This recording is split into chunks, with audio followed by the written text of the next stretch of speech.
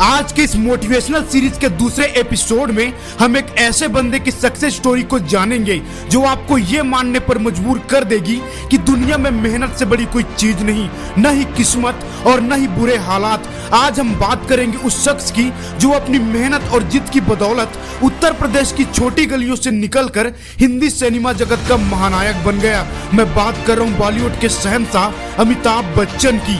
11 अक्टूबर 1942 को इनका जन्म उत्तर प्रदेश के प्रयागराज जिले में हुआ। इनके पिता पेशे से एक कवि थे।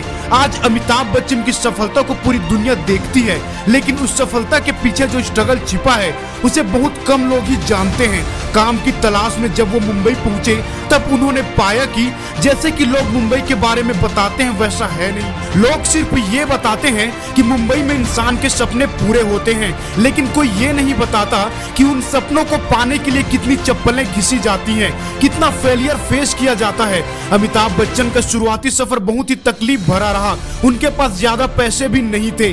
वो रात को 2-4 टोस्ट खाकर कहीं भी सो जाते थे और सुबह काम की तलाश में निकल जाते। जैसे तैसे दिन गुजर रहा था, लेकिन कोई भी काम नहीं मिल रहा था। जब भी वो किसी प्रोड्यूसर के पास जाते वो अमिताभ बच्चन की लंबाई और हालात देखकर स्टूडियो से बाहर भगा देते।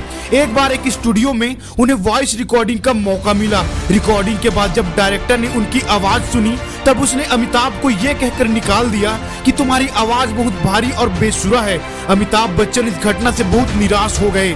जैसे तैसे दिन गुजरने लगा, अमिताभ बच्चन का हौसला भी टूटने लगा था।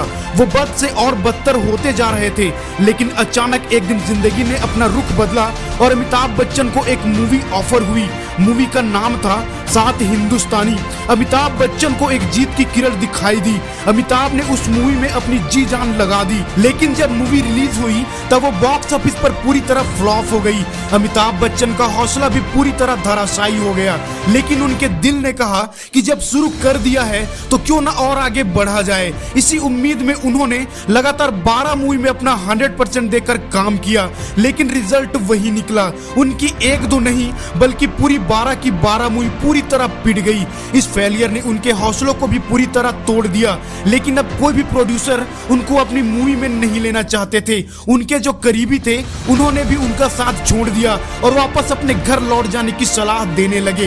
वो पूरी तरह बैंकरप्ट हो चुके थे। फाइनली अमिताभ बच्चन ने अपने घर वापस जाने का मन बना लिया। शाम का टाइम था।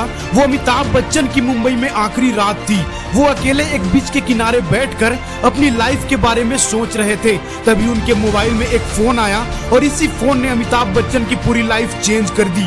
दरअसल उन्हें एक मूवी ऑफर हुई थी। मूवी का नाम था जंजीर। इस मूवी को बड़े बड़े एक्टर्स ने करने से इनकार कर दिया था। अमिताभ को लगा कि ये मूवी भी फ्लॉप जाएगी, लेकिन उनके अंदर एक हौसला अभी भी जिंदा था जिसने अमिताभ से कहा कि घर वापस जाकर भी तू करेगा क्या, वही नाकामयाबी का बोझ लेकर जिएगा। लोग ताना देंगे कि मुंबई हीरो बनने गया था, हार कर लौटा है। इन सब बातों ने अमिताभ बच्चन को जंजीर मूवी करने पर मजबूर किया और अगले दिन अमिताभ सेट पर पहुंचे और काम करना शुरू किया। कुछ दिन बाद जब मूवी कंप्लीट हुई और जिस रात मूवी को रिलीज किया गया उसके अगले ही दिन हिंदी सिनेमा जगत को एक नया सितारा मिल गया था। नाम था अमिताभ बच्चन। जंजीर मूवी उस साल की सबसे हिट मूवी बनी और उसके बाद अमिताभ बच्चन ने कभी जिंदगी में पीछे मुड़कर नहीं देखा।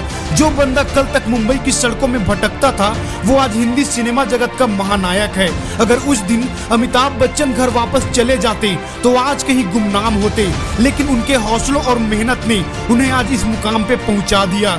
इसलिए भाई, जिंदगी में कभी भी मुश्किलों का दौर हो, कोई साथ नहीं दे रहा हो तो खुद पर बिलीव रखना और अपना काम अपना 200% देकर करते रहना।